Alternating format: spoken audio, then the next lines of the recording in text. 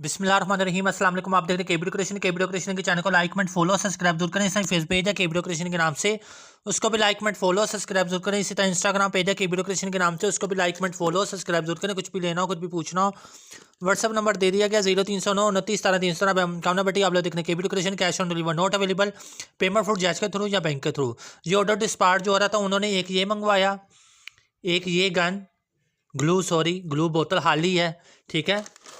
Glue मैंने उनको थोड़ा सा डाल के दिए, कह रहे थे नहीं है तो थोड़ा सा डाल दें, तो मैं चलो डाल देते, कोई बात नहीं, छोटी मोटी नेकी भी होना। और ये फ्लावर का एक पैक है, ये वैसे मैं सेल नहीं करता, ये बड़े बड़े खास कस्टमर है मेरे पिछले 9 सालों से, जिनके लिए जो है वो बहुत कुछ मैं कहता रहता हूँ ना, आपको एक खास बंदा जिसके लिए ये मैंने काम किया है।